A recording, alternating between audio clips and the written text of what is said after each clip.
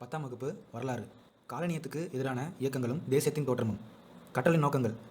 ஆங்கிலேயருக்கு எதிரான பழங்குடியினர் மற்றும் விவசாயிகளின் போராட்டங்களின் தன்மை. 1857இல் பெருங்கலகம் வெடிப்பதற்கான காரணிகளும் அதனைத் தொடர்ந்து ஆங்கிலேயர் இந்தியாவை ஆளும் தங்கள் அணுகுமுறையில் ஏற்படுத்திக் கொண்ட மாற்றங்களும். இந்திய தேசிய காங்கிரஸ் உருவாக்கத்திற்கான காரணிகளும் தொடக்ககால தேசியவாதிகளின் கண்ணோட்டமும். 1905இல் வங்கப் பிரிவினைக்கு பின்னால் இருந்த ஆங்கிலேயரின் பிரித்தாளும் கொள்கையும் வங்காளத்தில் சுதேசி இயக்கத்தின் தோற்றமும். தன்னாட்சி ஹோம் ரூல் இயக்க தோற்றத்துக்கான பின்னணி. அறிமுகம். 1757 ஜூன் 23இல் நடைபெற்ற பிளாசி போரில் வங்காள நவாபான சிராஜ் உத் தௌலா ஆங்கிலேய கிழக்கிந்திய கம்பெனியால் தோற்கடிக்கப்பட்டார்.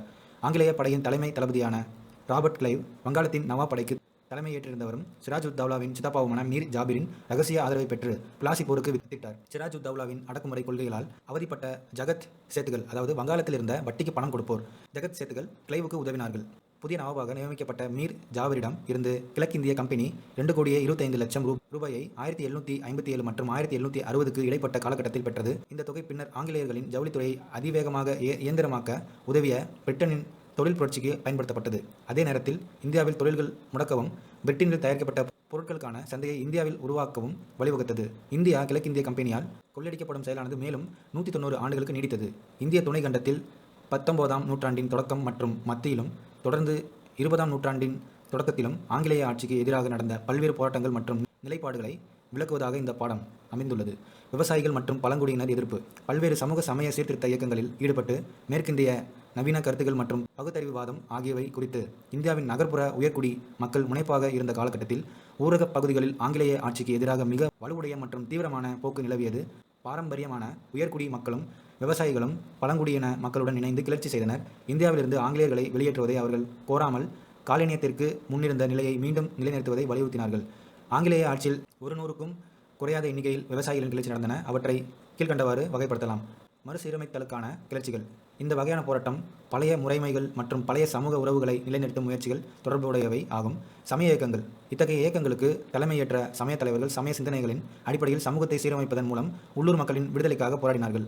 சமூக கொள்கை. இத்தகைய இயக்கங்களின் தலைவர்கள் ஆங்கிலேயர்களாலும் பாரம்பரிய உயர்குடியினராலும் குற்றவாளிகளாக கருதப்பட்டனர். ஆனால் அச்சமூகத்தை சார்ந்த மக்கள் அவர்களை தங்களுடைய மேம்பாட்டுக்காக உழைத்த நாயகர்களாகவும் சாதனையாளர்களாகவும் கண்டனர். மக்களின் கிளர்ச்சி. பொதுவாக இவை தலைவர்கள் இல்லாமலும் திடீரெனவும் எழுந்த புரட்சி இயக்கங்களாகும். வருவாய் முறையில் மாற்றங்கள். இந்தியா முழுவதிலும் செயல்பாட்டில் இருந்த முகலாய வருவாய் அமைப்பை கிழக்கிந்திய கம்பெனி மறுசீரமைத்ததை அடுத்து விவசாயிகளின் நிதி சுமைகள் பெரிதும் அதிகரித்தன. ஆங்கிலேய ஆட்சிக்கு முன் இந்தியாவில் தனி சொத்துரிமை பற்றிய எந்த விரிவான திட்டமும் நடைமுறைப்படுத்தப்படவில்லை. நிலத்தை கீழ்குத்தகைக்கு விடுவது. நிலத்தை குத்தகைக்கு விடுவதும் கீழ்குத்தகைக்கு சப்லெட்டிங் விடுவதும் விவசாய உறவுகளை பெரிதும் சிக்கலாக்கியது. ஜமீன்தார் தன்னிடம் இருந்த நிலத்தை பெரும்பாலும் தன்னை சார்ந்திருந்த நிலப்பிரபுகளுக்கு கீழ்குத்தகைக்கு விட்டார். பதிலுக்கு நிலப்பிரபு விவசாயிகளிடமிருந்து ஒரு குறிப்பிட்ட தொகையை வசூலித்துக் கொடுப்பார். இதனால் விவசாயிகள் மீதான வரிசுமை அதிகரித்தது. விவசாயிகளின் கிளர்ச்சி. 19ஆம் நூற்றாண்டின் தொடக்கத்தில் வெடிக்கத் தொடங்கிய விவசாயிகளின் கிளர்ச்சிகள் இந்தியாவில் ஆங்கிலேய ஆட்சி முடிவுக்கு வரும் வரை தொடர்ந்தன. ஃபராசி இயக்கம். ஹாஜி சரியதுல்லா என்பவரால் 1818ஆம் ஆண்டு ஃபராசி இயக்கம் தொடங்கப்பட்டது.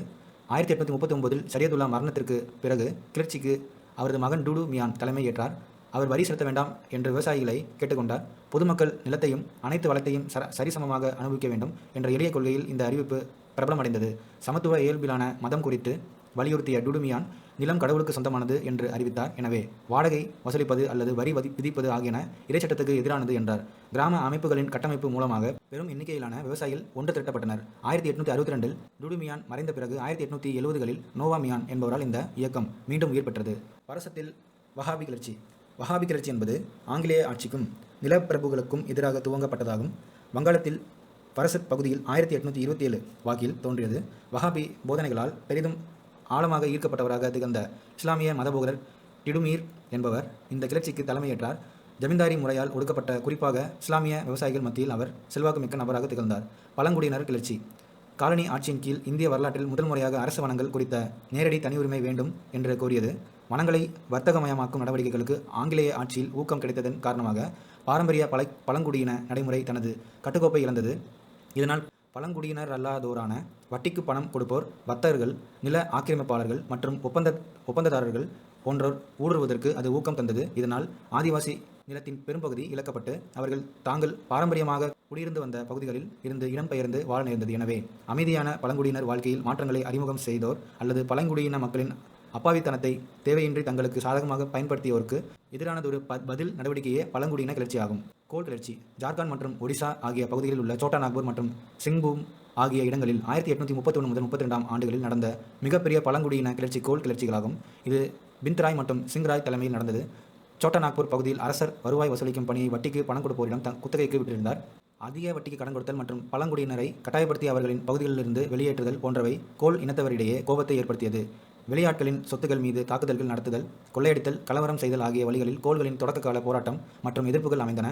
அதனை அடுத்து வட்டிக்கு பணம் கொடுப்போர் மற்றும் வர்த்தகர்கள் ஆகியோர் கொல்லப்பட்டனர். மேளங்களை முழங்கியும் அம்புகளை எய்தும் வெளியாட்களை வெளியேற செய்யும் எச்சரிக்கைகளை செய்தும் பல வகைகளில் பழங்குடியின தலைவர்கள் தங்கள் கிளர்ச்சி பற்றிய செய்தியை பரப்பினர். ஆங்கிலேய அரசு பெரிய அளவிலான வன்முறை மூலம் இந்த கிளர்ச்சியை அடக்கியது. சாந்தலர்களின் கிளர்ச்சி. இந்தியாவின் கிழக்கு பகுதியில் பரவலாக வாழ்ந்து வந்த சாந்தலர்கள் நிரந்தர குடியிருப்புகளின் கீழ் ஜமீன்களை உருவாக்குவதற்காக தங்கள் பூர்வீக இடத்தை விட்டு இடம்பெயர வேண்டி நிர்பந்திக்கப்பட்டதால் ராஜ்மஹால் மலையை சுற்றிலும் இருந்த வனப்பகுதியை விட்டு கட்டாயப்படுத்தி வெளியேற்றப்பட்டனர். ரயில்வே கட்டுமான பணியில் ஈடுபட்டிருந்த ஐரோப்பிய அதிகாரிகள் மற்றும் உள்ளூர் காவலர்களால் அவர்கள் ஒடுக்கப்பட்டனர். வெளியாட்களால் வாழ்விடங்களை விட்டு வெளியேற்றப்பட்ட சாந்தலர்கள் தங்கள் வாழ்வாதாரத்திற்காக வட்டிக்கு பணம் கொடுப்போரை சார்ந்து வாழ நிர்பந்திக்கப்பட்டனர். விரைவில் கடன் மற்றும் பணம் பறித்தல் ஆகிய தீய வலையில் அவர்கள் சிக்கத் தொடங்கினர். மேலும் ஊழல் கரைப்படைந்த ஆங்கிலேய நிர்வாகத்தின் கீழ் தங்களின் நியாயமான குறைகளுக்கு நீதி கிடைக்க முடியாத சூழலில் தாங்கள் புறக்கணிக்கப்பட்டதாக சாந்தலர்கள் உணர்ந்தனர். வெளிப்பாடு. 1854ஆம் ஆண்டு வாக்கில் பல இடங்களில் சமூக கொள்ளை நடவடிக்கைகள் பீர் சிங் என்பவரின் தலைமையில் நடந்தன. மகாஜன்கள் மற்றும் வர்த்தகர்களுக்கு எதிராக குறிவைத்து இவை நடந்தன. இதான் சித்து கனு.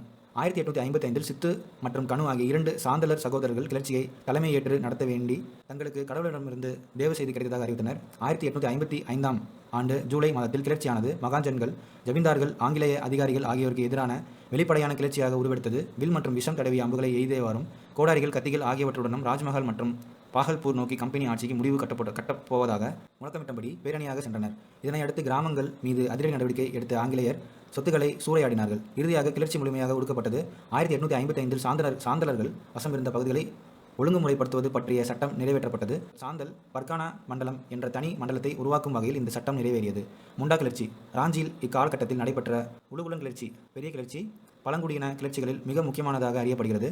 கூட்டாக நிலத்தை வைத்துக்கொண்டு குண்டக்கட்டி, அதாவது கூட்டு சொத்து என்ற முறையில் விவசாயம் செய்வதில் முண்டா மக்கள் பெயர் பெற்றவர்கள். நிலத்துக்கான தனி சொத்துரிமையின் அறிமுகமும் வர்த்தகர்கள் மற்றும் வட்டிக்கு பணம் கொடுப்போரின் ஊடுருவல் ஆகியவற்றின் காரணமாக இந்த நடைமுறை முற்றிலும் சிதைந்தது. தோட்டங்களில் வேலை செய்ய முண்டா இன மக்கள் கொத்தடிமைகளாக வலுக்கட்டாயமாக பணியில் அமர்த்தப்பட்டனர். 1890களில் பழங்குடியின மக்களை அவர்கள் வாழும் பகுதியிலிருந்து இடம்பெயர செய்வது மற்றும் அவர்களை கட்டாய உழைப்பிற்கு உட்படுத்துவது ஆகியவற்றை பழங்குடியின தலைவர்கள் எதிர்த்தனர். பிர்சா முண்டா தம்மை கடவுளின் தூதர் என்று அறிவித்தவுடன் இந்த இயக்கத்துக்கு ஊக்கம் கிடைத்தது. தமக்கு இறை தொடர்பு இருப்பதாக கூறிய பிர்சா குறி சொல்வதின் மூலமாக முண்டா இன மக்களின் பிரச்சனைகளுக்கு தீர்வு காணப்போவதாகவும் மக்களின் அரசை நிறுவப் போவதாகவும் பிர்சா உறுதியளித்தார். பிர்சா முண்டாவின் பிரபலத்தை பயன்படுத்தி மேலும் அதிக எண்ணிக்கையில் பிர்சா இன மக்களை இந்த நோக்கத்துக்காக ஒன்றிணைக்க முண்டா தலைவர்கள் முயன்றனர். இரவு கூட்டங்கள் பல நடத்தப்பட்டு கிளர்ச்சி ஒன்றுக்கு திட்டமிட்டப்பட்டது. 1889ஆம் ஆண்டு கிறிஸ்துமஸ் நாளில் அவர்கள் வன்முறையை கையில் எடுத்தனர். கட்டடங்கள் தீக்கிரையாக்கப்பட்டன. கிறிஸ்துவ தூதுக்குழுவின் மற்றும் கிறிஸ்தவர்களாக மதம் மாறிய முண்டாக்கள் மீது அம்பு எறிந்து தாக்குதல்கள் நடந்தன. அதன்பின் காவல் நிலையங்களும் தாக்கப்பட்டன. அரசு அதிகாரிகளும் தாக்கப்பட்டனர். அடுத்த சில மாதங்களுக்கு இது போன்ற தாக்குதல்கள் தொடர்ந்து நடத்தப்பட்டன. இறுதியாக இந்த கிளர்ச்சி முடக்கப்பட்டது. 1900ஆம் ஆண்டு பிப்ரவரி மாதம் கைது செய்யப்பட்ட பிர்சா முண்டா பின்னர் சிறையில் உயிர் நீத்தார். பழங்குடியினரின் தலைவராக அறியப்பட்ட பிர்சா முண்டா இன்றளவும் பல நாட்டுப்புற பாடல்களில் போற்றப்படுகிறார். இந்த முண்டா கிளர்ச்சியை அடுத்து ஆங்கிலேய அரசு பழங்குடியின நிலம் பற்றிய கொள்கையை வகுக்க முனைந்தது.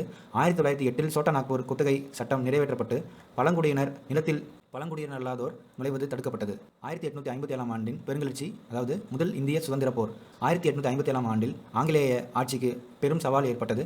தொடக்கத்தில் வங்காள மாகாணத்தில் சிப்பாய் கழகமாக உருவெடுத்த இந்த கிளர்ச்சி பின்னர் குறிப்பாக விவசாயிகள் உள்ளிட்ட பெரும் எண்ணிக்கையிலான மக்கள் பங்கேற்றதை அடுத்து நாட்டின் இதர பகுதிகளுக்கும் பரவியது. 1857 முதல் 58ஆம் ஆண்டுகளில் நடந்த நிகழ்வுகள் கீழ்கண்ட காரணங்களால் முக்கியத்துவம் பெற்றன. இராணுவ வீரர்களுடன் ஆயுதமேந்திய படைகளும் இணைந்து நடந்த முதல் மாபெரும் புரட்சி இதுவேயாகும். இரு தரப்புகளிலும் தூண்டப்பட்டதால் முன்னெப்போதும் இல்லாத அளவுக்கு கிளர்ச்சியில் வன்முறை வெடித்தது. கிழக்கிந்திய கம்பெனியின் பணியினை புரட்சி முடிவுக்கு கொண்டு வந்தவுடன் இந்திய துணை கண்டத்தை நிர்வகிக்கும் பொறுப்பு ஆங்கிலேய மகாராணியின் நேரடி ஆட்சிக்கு கீழ் வந்தது. காரணங்கள்: ஆங்கிலேய இந்தியாவின் இணைப்பு கொள்கை. 1840 மற்றும் 1850களில் 2 முக்கிய கொள்கைகளின் மூலம் அதிக நிலப்பகுதிகள் இணைத்துக் கொள்ளப்பட்டன. மேலாதிக்க கொள்கை, வாரிசுலப்பு கொள்கை. ஆங்கிலேயர் தங்களை வானளாவிய அதிகாரிகள் கொண்ட உயர் அதிகார அமைப்பாக கருதினார்கள். உள்நாட்டு ஆட்சியாளர்கள் திறனற்றவர்கள் என்ற அடிப்படையில் புதிய நிலப்பகுதிகள் இணைக்கப்பட்டன. அரசு கட்டிலில் அரியணை ஏற நேரடி ஆண் வாரிசு இல்லையெனில் அந்த ஆட்சியாளரது இறப்புக்கு பின் அந்த பகுதி ஆங்கிலேயர்களின் ஆட்சியின் கீழ் கொண்டுவரப்படும். சதாரா, சம்பல்பூர், பஞ்சாபின் சில பகுதிகள், ஜான்சி மற்றும் நாக்பூர் ஆகிய இந்த வாரிசு இழப்பு கொள்கையின் அடிப்படையில் ஆங்கிலேய ஆட்சியின் கீழ் கொண்டுவரப்பட்டன. இந்திய கலாச்சார உணர்வுகள் பற்றிய தீவிரத்தன்மை இல்லாதது. 1806ஆம் ஆண்டில் வேலூரில் சிப்பாய்கள் சமய குறியீடுகளை நெற்றியில் அணிவதற்கும் தாடி வைத்துக் கொள்வதற்கும் தடை விதிக்கப்பட்டதோடு தலைப்பாகைகளுக்கு பதிலான வட்ட வடிவிலான தொப்பிகளை அணியுமாறு பணிக்கப்பட்டனர். அதனை எதிர்த்து அவர்கள் கிளர்ச்சி செய்தனர். இத்தகைய ஆடை கட்டுப்பாடுகள் சிப்பாய்களை கிறிஸ்துவ மதத்துக்கு மாற செய்வதற்கான ஒரு முயற்சியாக அவர்கள் அஞ்சினார்கள். இதேபோன்று 1824ஆம் ஆண்டு கல்கத்தா அருகே பராக்பூரில் சிப்பாய்கள் கடல் வழியாக பர்மா செல்ல மறுத்தனர். கடல் கடந்து சென்றால் தங்களது சாதியை இழக்க நேரிடும் என்று அவர்கள் நம்பினார்கள். ஊதியம் மற்றும் பதவி உயர்வில் பாரபட்சம் காட்டப்பட்டது குறித்தும் சிப்பாய்கள் கவலை அடைந்தனர். ஐரோப்பிய சிப்பாய்களுடன் ஒப்பிடுகையில் இந்திய சிப்பாய்களுக்கு மிக குறைந்த அளவில் ஊதியம் வழங்கப்பட்டது. அவர்கள் தரக்குறைவாக நடத்தப்பட்டதோடு மூத்த படையினரால் இனக்குறியிடப்பட்டு அவமதிக்கப்பட்டார்கள். கழகம் புதிய என்ஃபீல்டு துப்பாக்கி வழங்கப்பட்ட தோட்டாக்கள் பற்றிய வதந்திகள் புரட்சிக்கு வித்திட்டது. பசு மற்றும் பன்றி கொழுப்பில் இருந்து தயாரிக்கப்பட்ட பசை கரீஸ் இத்தகைய புதிய குண்டு பொதியுரையில் காட்ரேஜ்களில் பயன்படுத்தப்பட்டதாக சிப்பாய்கள் பெரிதும் சந்தேகம் கொண்டனர். அவற்றை நிரப்பும் முன் அதை வாயால் கடிக்க வேண்டி இருந்தது. இந்துக்களில் பெரும்பான்மையானவர்களுக்கு பசு புனிதம் வாய்ந்தவையாகும். முஸ்லிம்களுக்கு பன்றியிறைச்சி தடை செய்யப்பட்ட உணவாகவும் இருந்தது. மார்ச் 29 தேதி மங்கள் பாண்டே என்ற பெயர் கொண்ட சிப்பாய் தனது ஐரோப்பிய அதிகாரியை தாக்கினார். கைது செய்ய உத்தரவிட்டும் அவரது சக சிப்பாய்கள் மங்கள் பாண்டேவை கைது செய்ய மறுத்துவிட்டனர். மங்கள் பாண்டேயும் வேறு பலரும் நீதிமன்றத்தில் ஆஜர்படுத்தப்பட்டு தூக்கிலிடப்பட்டனர். இதனால் ஆத்திரம் அதிகரித்து அதனை அடுத்து வந்த நாட்களில் கீழ்ப்படிய மறுத்தல் போன்ற பல நிகழ்வுகள் அதிகரித்தன. கலவரம், பொருட்களை தீயிட்டு கொளுத்துவது ஆகியன அம்பாலா, லக்னோ, மீரட் ஆகிய இராணுவ குடியிருப்பு பகுதிகளில் நிகழ்ந்ததாக தகவல்கள் வெளியாயின.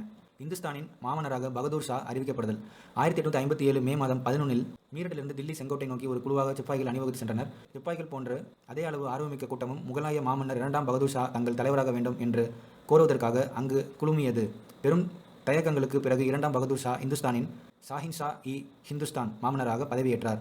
அதனை அடுத்து விரைவாக வடமேற்கு மாகாணம் மற்றும் அயோத்தி பகுதிகளை கிளர்ச்சியாளர்கள் கைப்பற்றினார்கள். டில்லி வீழ்ச்சி அடைந்தது பற்றிய செய்தி கங்கை நதி பள்ளத்தாக்கை எட்டியவுடன் ஜூன் மாத தொடக்கம் வரை ஒவ்வொரு இராணுவ குடியிருப்பு பகுதியிலும் கிளர்ச்சிகள் நடந்தன. வட இந்தியாவில் குறிப்பாக பஞ்சாப் மற்றும் வங்காளத்தை தவிர ஆங்கிலேய ஆட்சி காணாமல் போனது. உள்நாட்டு கிளர்ச்சி வட இந்தியாவின் பாதிக்கப்பட்ட கிராம சமூகத்தில் வாழ்ந்த மக்களும் இந்த கிளர்ச்சிக்கு சரிசமமாக ஆதரவு தெரிவித்தனர். ஆங்கிலேய இராணுவத்தில் வேலை பார்த்த சிப்பாய்கள் உண்மையில் சீருடையில் இருந்த விவசாயிகள் ஆவர். வருவாய் நிர்வாகம் மறுசீரமைப்பு செய்யப்பட்டதில் அவர்களும் சமமான பாதிப்புகளை அடைந்தனர். சிப்பாய் கழகமும் அதனை அடுத்து இந்தியாவின் பல பகுதிகளில் நடந்த உள்நாட்டு கிளர்ச்சியும் ஊரக பகுதிகளுடன் இணைப்பை கொண்டவையாகும். வடமேற்கு மாகாணங்கள் மற்றும் அயோத்தியின் பகுதிகளில் இந்த முதலாவது உள்நாட்டு கிளர்ச்சி வெடித்தது. இந்த 2 பகுதிகளில் இருந்துதான் சிப்பாய்கள் முக்கியமாக பணியில் சேர்க்கப்பட்டனர். பெரும் எண்ணிக்கையிலான ஜமீன்தார்களும் தாலுக்தார்களும் ஆங்கிலேய அரசின் கீழ் பல சலுகைகளை இழந்த காரணத்தால் கிளர்ச்சி நோக்கி ஈர்க்கப்பட்டனர். தாலுக்தார் விவசாய கூட்டணி என்பது தாங்கள் இழந்ததை மீட்கும் ஒரு பொது முயற்சியாக கருதப்பட்டது. அதேபோன்று பல இந்திய மாநிலங்கள் ஆட்சியாளர்கள் பட்டத்தை துறக்க நேரிட்டதால் அவர்களால் ஆதரிக்கப்பட்ட கைவினைஞர்களும் சரிசமமாக அவதியுற்றனர். ஆங்கிலேய பொருட்களால் இந்திய கைவினைப் பொருட்கள் பாதிக்கப்பட்டு ஆயிரக்கணக்கான நெசவாளர்கள் வேலை இழந்தனர். ஆங்கிலேயருக்கு எதிரான ஒட்டுமொத்த ஆத்திரம் கிளர்ச்சியாக வெடித்தது. பிரிட்டிஷாருக்கு எதிராக போராடிய முக்கிய போராட்ட வீரர்கள், பாதிக்கப்பட்ட அரசர்கள், நவாப்புகள், அரசிகள், ஜமீன்தார்கள் ஆகியோர் ஆங்கிலேயருக்கு எதிரான தங்கள் ஆத்திரத்தை பயன்படுத்திக் கொள்ள இந்த கிளர்ச்சி ஒரு மேடையாக அமைத்துக் கொடுத்தது. கடைசி பேஸ்வா மன்னரான 2வது பாஜிராவின் தத்துப்பிள்ளையான நானா சாஹிப் கான்பூர் பகுதியில் இந்த கிளர்ச்சிக்கு தலைமை தாங்கினார். அவருக்கு ஓய்வூதியம் தர கம்பெனி மறுத்துவிட்டது. அதேபோன்று லக்னோவில் பேகம் ஹஸ்ரத் மஹால், பரேலியில் கான் பகதூர் ஆகியோர் தத்தமது பகுதிகளில் பொறுப்பை ஏற்றுக்கொண்டனர். ஒரு காலத்தில் இந்த பகுதிகள் அவர்களாலோ அல்லது அவர்களுடைய மூதாதையர்களாலோ ஆளப்பட்டவை ஆகும். இந்த கிளர்ச்சியின் மற்றொரு முக்கிய தலைவரான ஜான்சியின் லட்சுமிபாய் திகழ்ந்தார். அவரது விஷயத்தில் வங்காளத்தின் தலைமை ஆளுநர் டல்ஹவுசி பிரபு லட்சுமிபாயின் கணவர் மறைந்த பிறகு அவரது வாரிசாக ஒரு ஆண் பிள்ளையை தத்து எடுத்துக்கொள்ள அனுமதி தர மறுத்துவிட்டதால் வாரிசு இழப்பு கொள்கையின் அடிப்படையில் அவரது அரசு ஆங்கிலேய அரசுடன் இணைக்கப்பட்டது. சக்தி வாய்ந்த ஆங்கிலேயர்களுக்கு எதிராக போரை துவக்கிய ராணி லட்சுமிபாய் தாம் வீழும் வரை ஆங்கிலேயரை எதிர்த்து போராடினார். பகதூர் ஷா, ஜாபர், கன்வர் சிங், கான் பகதூர், ராணி லட்சுமிபாய் மற்றும் பலர் ஆங்கிலேய ஆட்சியை ஏற்க மறுத்து சிப்பாய்களின் வீர தீரத்தால் நிர்பந்திக்கப்பட்ட பலரும் இவர்களில் அடங்குவர். கிளர்ச்சி அடக்கப்படுதல் 1857ஆம் ஆண்டு ஜூன் மாத தொடக்கத்தில் தில்லி, மீரட், ரோஹில்கண்ட், ஆக்ரா, அலகாபாத் மற்றும் பனாரஸ் ஆகிய மண்டலங்களில் படைகள் ஆங்கிலேயரின் கட்டுப்பாட்டின் கீழ் கொண்டு வரப்பட்டு கடுமையான இராணுவ சட்டம் அமல்படுத்தப்பட்டது. தோல்விக்கான காரணங்கள் 1857ஆம் ஆண்டு நடந்த கிளர்ச்சி ஒருங்கிணைக்கப்பட்டது மற்றும் திட்டமிடப்பட்டது என்பதை நிரூபிக்க எந்தவித ஆதாரமும் இல்லை. இது தானாக நடந்தது. ஆனால் தில்லி முற்றுகை இடப்பட்ட பிறகு அண்டை மாநிலங்களின் ஆதரவை பெற முயற்சி மேற்கொள்ளப்பட்டது. மேலும் ஒரு சில இந்திய மாநிலங்களை தவிர இந்த கிளர்ச்சியில் பங்கேற்க இந்திய இளவரசர்களிடம் பொதுவாக ஆர்வம் குறைந்து காணப்பட்டது. காலனி அரசுக்கு விசுவாசமாக அல்லது ஆங்கிலேய அதிகாரத்தை அறிந்து அச்சப்பட்டு இந்திய அரசர்களும் ஜமீன்தார்களும் ஒதுங்கியிருந்தனர். கிளர்ச்சியில் ஈடுபட்டவர்களும் குறைந்த அளவே ஆயுதங்கள் மற்றும் வெடிப்பொருட்கள் கிடைத்தோ அல்லது கிடைக்காமலோ இருந்தனர். ஆங்கில அறிவு பெற்ற நடுத்தர வகுப்பும் கிளர்ச்சிக்கு ஆதரவு தெரிவிக்கவில்லை. மத்திய தலைமை இல்லாததும் கிளர்ச்சி தோல்வியடைய முக்கிய காரணமாக அமைந்தது. தனிநபர்கள் இந்திய அரசர்கள் மற்றும் ஆங்கிலேய அரசுக்கு எதிராக சண்டையிட்ட பல்வேறு சக்திகளை ஒன்றிணைக்க போதுமான செயல்திட்டம் ஏதும் இல்லாமல் போனது. இறுதியில் ஆங்கிலேய இராணுவம் கிளர்ச்சியை கடுமையாக ஒடுக்கியது. ஆயுதங்கள் கிடைக்கப் பெறாமை, அமைப்பாற்றல் இன்மை, ஒழுக்கமின்மை, உதவியாளர்களால் காட்டிக் கொடுக்கப்பட்டது ஆகிய காரணங்களால் கிளர்ச்சி தலைவர்கள் தோல்வி அடைந்தனர். 1857ஆம் ஆண்டின் பிற்பகுதியில் தில்லி ஆங்கிலேய துருப்புகளால் கைப்பற்றப்பட்டது. சிறைப்பிடிக்கப்பட்ட பகதூர் ஷா பர்மாவுக்கு கொண்டு செல்லப்பட்டார். இந்தியா ஆங்கிலேய அரசுக்கு காலனியாக மாறுதல். 1858ஆம் ஆண்டு நவம்பர் மாதம் இந்திய அரசு சட்டம் பிரிட்டிஷ் நாடாளுமன்றம் ஏற்றுக்கொள்ளப்பட்டு, நாடாளுமன்றத்தால் நேரடியாக ஆட்சி அதிகாரம் செலுத்தப்படும் ஆங்கிலேய அரசின் காலனிகளில் ஒன்றாக இந்தியா அறிவிக்கப்பட்டது. அமைச்சரவை உறுப்பினர் ஒருவரிடம் பொறுப்பு வழங்கப்பட்டது. அவர் இந்தியாவுக்கான அரசு செயலராக பதவி வகிப்பார். நிர்வாகத்தில் செய்யப்பட்ட மாற்றங்கள். 1857ஆம் ஆண்டுக்கு பிறகு பிரிட்டிஷ் ஆட்சியும் அதன் கொள்கைகளும் பெரிய அளவில் மாற்றங்களை சந்தித்தன. சமூக சீர்திருத்தம் தொடர்பான விஷயத்தில் பிரிட்டிஷ் அரசு எச்சரிக்கை மிகுந்த அணுகுமுறையை கையாண்டது. இந்திய மக்களுக்கு விக்டோரியா அரசியார் செய்த அறிவிப்பில் பாரம்பரிய நிறுவனங்கள் மற்றும் மதம் தொடர்பான விஷயங்களில் ஆங்கிலேய அரசு தலையிடாது என்று தெரிவித்தது. அரசு பணிகளில் இந்தியர்கள் சேர்த்துக் கொள்ளப்படுவார்கள் என்றும் உறுதிமொழி கூறப்பட்டது. இந்திய இராணுவத்தின் கட்டமைப்பில் 2 முக்கிய மாற்றங்கள் செய்யப்பட்டன. இந்தியர்களின் எண்ணிக்கை வெகுவாக குறைக்கப்பட்டது. முக்கியமான பதவிகள் மற்றும் பொறுப்புகள் வகிப்பதிலிருந்து இந்தியர்கள் விலக்கி வைக்கப்பட்டனர். காலாட்படையின் கட்டுப்பாட்டை எடுத்துக்கொண்ட ஆங்கிலேயர் அவற்றுக்கு ஆளெடுக்கும் முயற்சியை இதர பகுதிகளுக்கும் 1857ஆம் ஆண்டின் கிளர்ச்சியின் போது ஆங்கிலேயருக்கு விசுவாசமாக இருந்த சமூகங்களுக்கும் மாற்றினார்கள். உதாரணமாக ராஜபுத்திரர்கள், பிராமணர்கள், வட இந்திய முஸ்லிம்கள் ஆகியோரை விலக்கி வைத்த ஆங்கிலேயர் கூர்க்காக்கள், சீக்கியர்கள், பதான்கள் போன்ற இந்து அல்லாத குழுக்களுக்கு முக்கியத்துவம் கொடுத்தனர். இவற்றுடன் இந்திய சமூகத்தின் சாதி, மதம், மொழி மற்றும் மண்டலம் ஆகியன சார்ந்த வேறுபாடுகளை ஆங்கிலேயர்கள் தங்களுக்கு சாதகமாக பயன்படுத்தி கொண்டதை அடுத்து அது பிரித்தாளும் கொள்கை என்று அறியப்பட்டது.